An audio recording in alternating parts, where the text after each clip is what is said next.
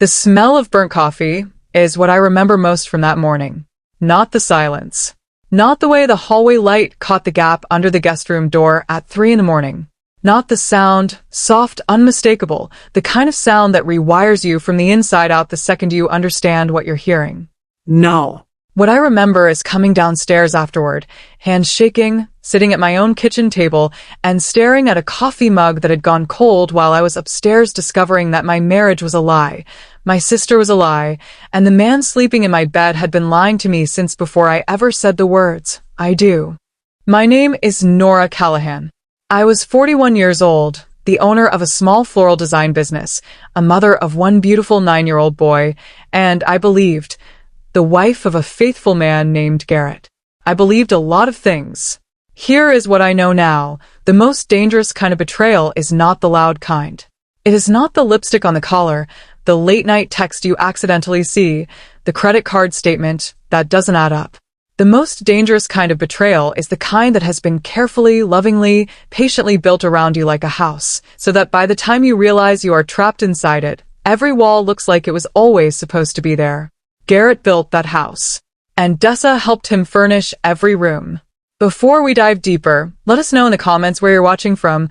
We'd love to hear from you, and don't forget to hit that subscribe button so you never miss any of our upcoming videos. Dessa came into my life 11 years ago, the way some people do, suddenly, and with a story that made you feel guilty for asking too many questions. She showed up at our mother's funeral. Our mother. That is what she said.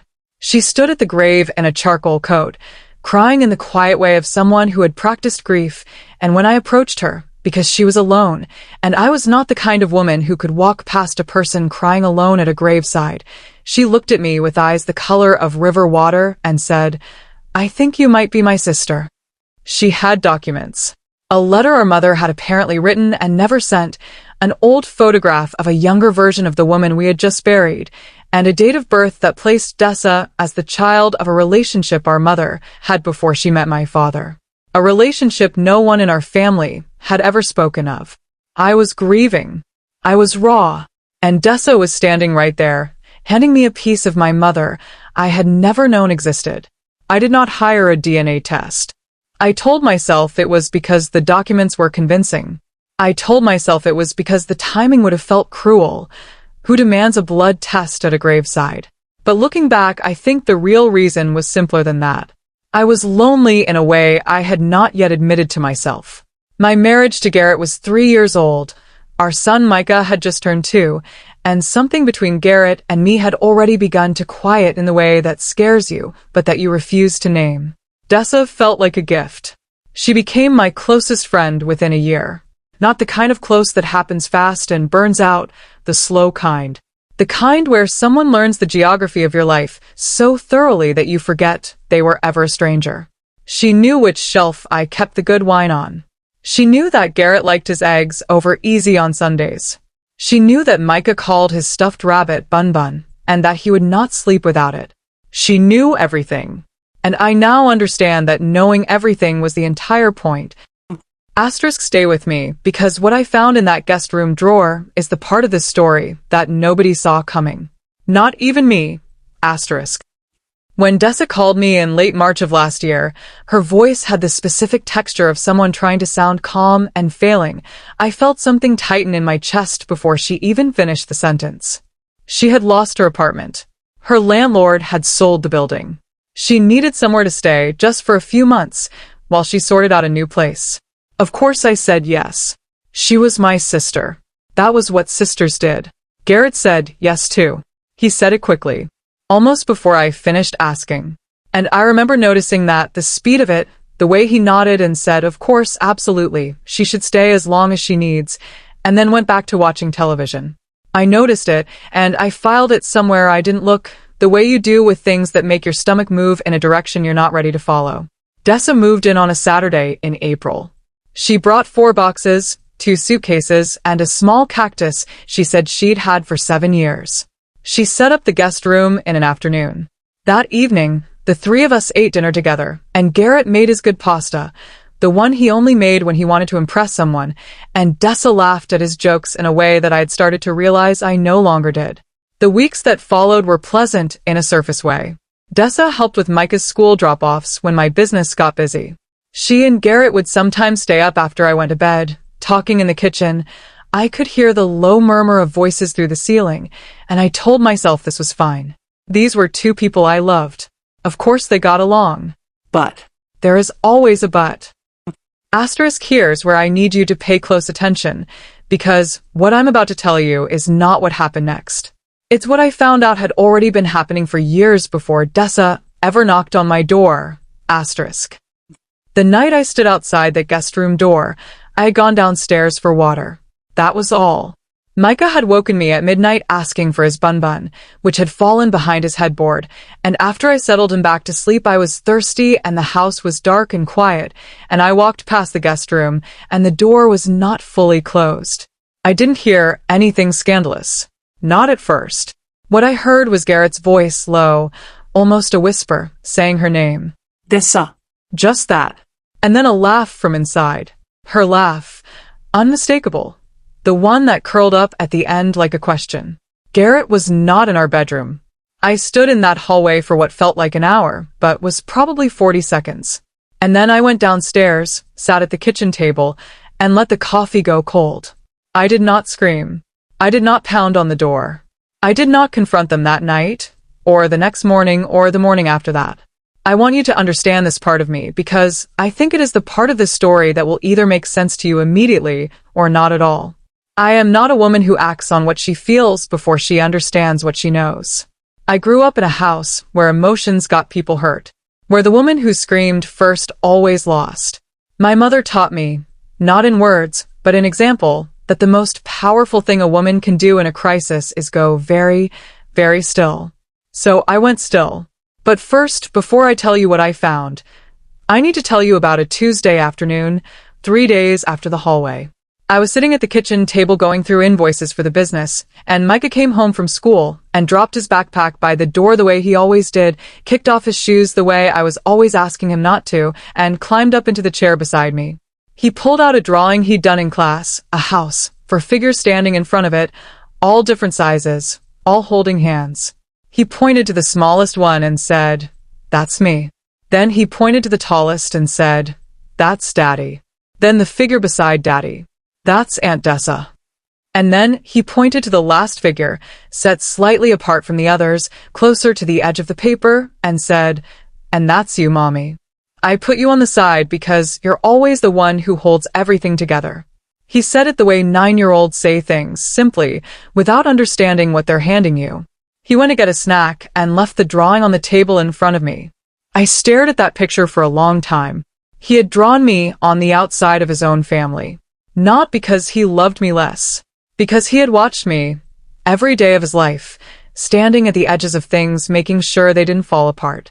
He thought that was just who I was. He thought that was where I belonged. That drawing is the reason I stopped grieving and started moving. And I started looking. I began with what I could access easily. Garrett's email, the one he had never changed the password on because he trusted me, or perhaps because he had never imagined I would look. I waited until he was in the shower on a Thursday morning, opened his laptop, and searched one word. Dessa. There were 43 emails. The oldest was dated 9 years ago. 9 years. Dessa and I had only known each other for 11, which means the emails began 2 years into our so-called sisterhood and had never stopped. I did not read all of them. I read enough.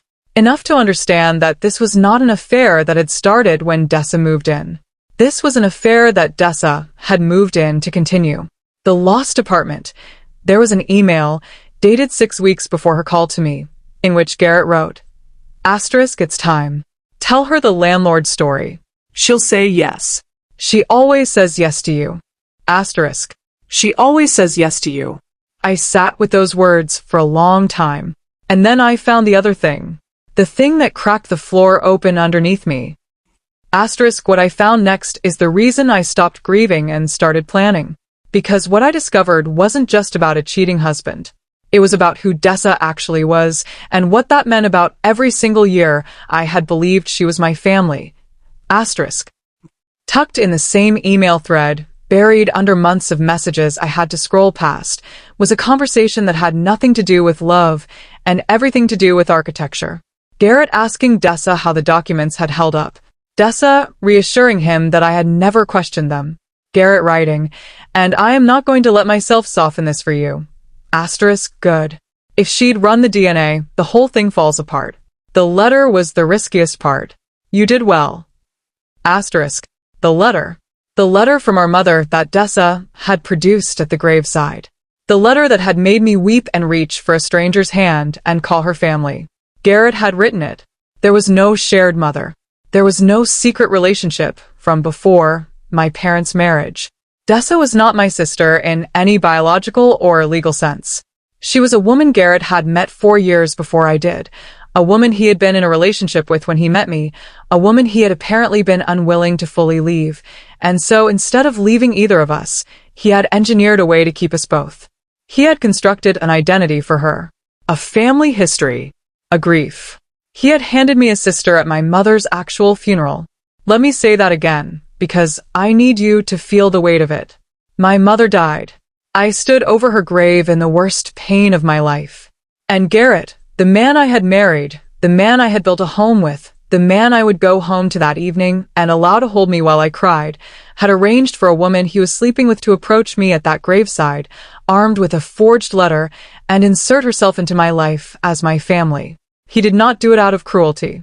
That is almost the worst part. He did it out of convenience. He wanted Dessa near him, and he wanted to keep me, and he found the most elegant solution he could imagine. I was the solution. I gave myself exactly 1 week. 1 week to feel everything I needed to feel. I cried. I did not sleep. I sat in Micah's room at 2 in the morning and watched him breathe and made a quiet, unbreakable promise to him that the rest of his childhood was going to be different from this. 1 week. And then I got to work. The first call I made was to my attorney, not a divorce attorney, not yet. A forensic financial attorney. A woman named Claudette, who a friend of mine had used 3 years prior in a situation that bore some resemblance to this one. Claudette was not warm. She was not the hand-holding type. She was the type who listened with the stillness of someone cataloging information rather than receiving it. She let me finish everything.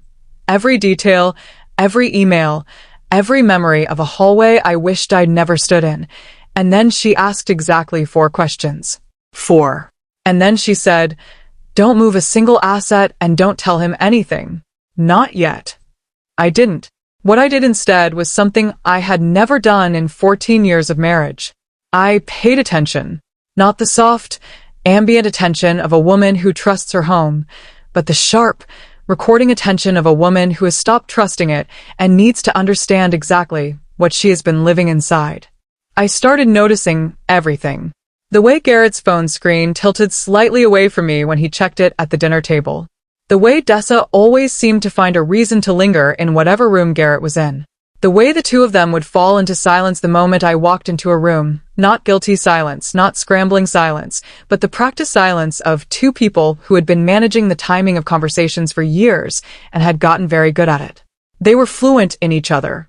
I just hadn't known what language they were speaking. The second call I made was to a private investigator named Roland, who Claudette recommended. Roland was methodical, quiet, and extraordinary at his job in the specific way that made you grateful you were on the right side of him. Within 10 days, he had documentation, photographs, a secondary phone Garrett used to communicate with Dessa before she moved in, and financial records showing that Garrett had been paying for a storage unit in a town 40 minutes away for the past 6 years. 6 years. A storage unit I had never known about. A storage unit that had existed for the entirety of Micah's life and most of our marriage. Inside it, Roland acquired this information through legal means before you ask, were items belonging to Dessa, Clothes, personal documents, and a box of handwritten correspondence that dated back to before Garrett and I were married. Before he had ever said my name at a dinner party. Before he had ever asked for my number, looked at me across a crowded room, built the beginning of everything I thought we were.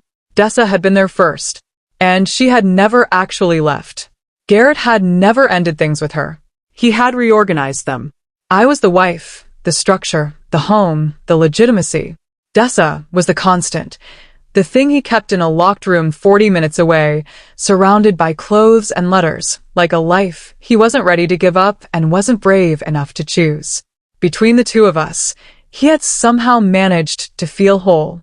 The forged letter, Roland connected me with a document examiner whose opinion came back without equivocation. The paper, the ink composition, the typeface used for the supposedly handwritten portions, none of it matched anything from my mother's actual estate. Garrett had been thorough, but thoroughness is not the same as flawless. He had made it convincing enough for a grieving daughter who wanted to believe. He had not made it convincing enough for a forensic examiner who did not. I now had documentation of fraud, not just the quiet, unprovable kind, the kind that leaves women sitting at kitchen tables with cold coffee and no recourse, the kind that had a paper trail, the kind that had a name. Claudette, when I called her with Roland's findings, was quiet for a moment, and then she said, "Good. Now we can really get to work." Asterisk now here is where I want you to stop and ask yourself what you would do. Because most people would confront them, walk into that room and let it out. But I had learned something important by this point. I had learned that the loudest exit is never the most devastating one. Asterisk. Here is what Garrett and Dessa did not know. While they were sitting in my kitchen, eating food from my refrigerator, sleeping under my roof, constructing whatever version of normal they had decided to perform for me, I was quietly, methodically, surgically removing myself from everything we had built together in a way that was entirely legal, entirely documented, and entirely irreversible. Claudette handled the financial separation with a precision I still find extraordinary when I think about it. The floral business was mine, built before the marriage, funded entirely from an inheritance from my father, and structured under an LLC that predated our wedding by 2 years. It was protected. Claudette made sure the paperwork reflected that unambiguously. The house was jointly owned. I did not want the house. I want you to understand that I did not want a single piece of furniture, a single framed photograph, a single room that smelled like the life I had been living inside of a lie. What I wanted was out, and I wanted out in a way that left them with nothing but the weight of each other. My mother had left me a savings account that I had kept separate from our joint finances, not out of distrust, I told myself at the time, but simply because it had always been hers first. That account, combined with revenue from the business and a short-term loan Claudette helped me structure through a business lender, gave me exactly enough to start. I had already found an apartment. Not in our city. I had already enrolled Micah in a new school for the following September, in a district 2 states away, where a woman I trusted was holding a spot for him. I had already arranged for my business operations to be managed remotely for 6 weeks while I established myself. I had thought of everything. I had been thinking of everything for 4 weeks, while making Garrett's coffee and asking Dessa how her job search was going, and helping Micah with his homework at the kitchen table like a woman who did not know exactly what was happening around her. On a Tuesday morning in June, while Garrett was at work and Dessa was at a coffee shop, I'd checked. I knew her schedule by then the way she had once known mine. I spent 4 hours in that house. I packed Micah's things first. Every toy, every drawing, every piece of a childhood I was going to protect with my entire body if I had to. His bun, his dinosaur books, his small blue raincoat. I took the things that were mine and nothing that wasn't. I took the photographs of Micah as a baby, and I left the ones of Garrett and me on their nails because I did not want them, and I did not want to pretend that removing them was revenge. That was not the revenge. The revenge was quieter than that. I left one thing on the kitchen table. A single envelope, addressed to Garrett in my handwriting. Inside it was not a letter. It was a printed email, one specific exchange from that thread I had found on his laptop, and a business card for Claudette, with one line written on the back in my handwriting. Asterisk, she'll be hearing from your lawyer. I suggest you get one. Asterisk. Below that, paper-clipped, was a one-page document that Roland had helped me prepare, a formal summary of the document fraud, addressed to no one in particular, but detailed enough that Garrett would understand immediately what it represented, and what it could become if he made the next several months difficult. I did not want his money. I did not want his suffering. What I wanted was irrelevance. I wanted to make him so small in my life that he would have to reach up just to be invisible. I carried the last box to my car, buckled Micah into his seat. He thought we were going on an adventure, and I told him he was right. We absolutely were, and I drove away from that house on a Tuesday morning in June without looking back. Not once. Asterisk, and now I need to tell you what happened to them, because this is the part that matters. This is the part that is going to stay with you. Asterisk. Here is the thing about two people who have spent years loving each other in secret. The secret is the romance. When Dessa and Garrett were stolen hours and careful lies and the delicious, poisonous thrill of something forbidden, they were extraordinary to each other. They were electric. They were the thing that made ordinary life feel like a price worth paying. But I took the ordinary life away. I took the house that needed managing and the child that needed raising and the wife that needed reassuring and the bills that needed splitting. I took the structure. And what I left them with was each other, completely, entirely, without the contrast that had made each other interesting. Within 3 months, a mutual friend who knew nothing of the full story told me, cautiously, and without knowing she was confirming something I had already predicted, that Garrett and Dessa were having a rough time of it. She said it in the way people say things they're not sure they should say, and I told her thank you. I hoped they'd figure it out and meant neither. But it was a different call, one I had not expected, that gave me the moment I hadn't known I needed. A woman named Petra, who had been our neighbor for 6 years, called me one evening about 2 weeks after I left. Petra was not a gossip. She was a retired schoolteacher who baked bread on Saturdays and waved to everyone on the street by name. She called because she was worried about me, she said. And then, because she was also honest in the way that only people of a certain age and character can be, she told me what she had seen. She had been deadheading the roses in her front garden on the Tuesday I left, the same Tuesday, and she had seen Garrett's car pull into the driveway at 5:30 in the afternoon. She had watched him go inside. And then, she said, she had watched him come back out onto the front porch about 10 minutes later and sit down on the steps. Just sit. She said he sat there for a long time. Long enough that she considered going over. Long enough that Dessa came to the door behind him and said something she couldn't hear, and he didn't turn around. Long enough that the sun had moved considerably before he finally stood up and went back inside. She said she'd never seen a man look like that before. Not angry. Not frantic. She searched for the word, and then she found it. Empty, she said. He looked empty. Petra didn't know what was in that envelope. She didn't need to. She had seen what the envelope did to a man who had spent a decade believing he was the architect of everyone else's life, and discovered in 10 minutes that the woman he had underestimated had been quietly, methodically, disassembling his foundation while he was sleeping. Denkt Petra. I told her I was fine, better than fine. And after I hung up, I sat in my new kitchen in my new city and allowed myself, just once, a slow and private smile. That was enough. That was exactly enough. Within 6 months, Claudette informed me that Garrett had retained a lawyer who had attempted to complicate the divorce proceedings in several ways, all of which Claudette had handled with what I can only describe as quiet relish. The document fraud summary had not been filed anywhere, but it existed. Garrett knew it existed. And the knowledge of it sat in that marriage, or whatever Dessa and Garrett were trying to build from the wreckage, like a stone in a shoe. Always there. Always uncomfortable. I did not file it. I did not need to. The threat of it was enough. I live in a different city now. I have said that already, but I want you to understand what it looks like, because I think revenge stories often end at the moment of departure and skip the part where the person who is wronged actually lives.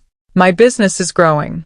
The city I chose has a wedding industry that was hungry for a designer with my experience, and within 8 months, I had more clients than I could comfortably take. Micah started 3rd grade in September and has 2 best friends already, a boy named Calvin who shares his passion for dinosaurs, and a girl named Saoirse who can outrun every kid in the class. He is 9 years old, and he is magnificent, and he carries none of the weight of what happened in that house because I made sure, from the very first day, that he would not have to. I see Garrett for handoffs every other weekend. We do not speak more than necessary. He looks tired in a way that has nothing to do with sleep, the particular exhaustion of a man who chose comfort over character and got neither in the end. Dessa, I have heard, moved out of the house 6 months after I did. They are not together. As far as I know, they are not anything. I think about what Garrett must feel some mornings, rolling over in a bed that used to hold 3 lies at once, and now holds only him. I think about what Dessa must feel, having spent 11 years constructing a closeness with a woman she was simultaneously deceiving, and now having nothing from either investment. Not the man, not the sister, not the warmth of being known by someone who genuinely loves you. I want to address something because I know some of you are asking it right now. I never told Dessa that I knew the truth about who she was. I never looked her in the eye and said, I know there was no shared mother. I know the letter was a lie. I know you were never my sister, and you knew it every single day that I called you one. People ask me why. Some think it was restraint. Some think it was the smarter strategic move. The real answer is simpler and probably harder to explain. Telling Dessa would have required me to care enough about her reaction to seek it out. It would have meant making her feelings about the confrontation part of my story. And I had made a decision, somewhere in those 4 weeks of quiet planning, that Dessa was not going to be part of my story anymore. Not even as a villain. Not even as a footnote. The cruelest thing I could do to a woman who had spent 11 years performing a relationship with me was to make her relevant. Not enemy. Not betrayer. Not the woman who broke my family. Nobody. I did not give her the conversation. I did not give her my anger or my grief or my shock. I gave her nothing, because nothing was exactly what she had earned from me. And I think, somewhere in whatever life she is living now, she understands that the silence was not forgiveness. It was the verdict. I had that. I was genuinely loved by the people in my life who were real. I still am. They built a house of mirrors and then wondered why they couldn't find the door. I just refused to live inside it anymore. What I want you to take from this, if you take nothing else, is that the most satisfying revenge is not the one that destroys someone. It is the one that removes you from them so completely that your absence becomes the punishment. They wanted me as the backdrop of their story. The convenient wife, the trusting sister, the woman who would always say yes, always be there, always make the house run and the coffee warm and the child cared for while they lived whatever it was they thought they were living. I stopped being the backdrop. I took myself out of their story entirely, and I wrote a new one. A real one. With my name on the cover. And there's nowhere in it at all. Asterisk, if you are sitting somewhere right now feeling like someone has built a house around you without your permission, if you are recognizing something in this story that feels uncomfortably familiar, I want you to know this. The stillness is a strategy. The quiet is a plan. You do not have to explode to be free. Asterisk. Sometimes you just have to pack your boxes on a Tuesday morning and drive away. Asterisk, and not look back. Not once. Asterisk.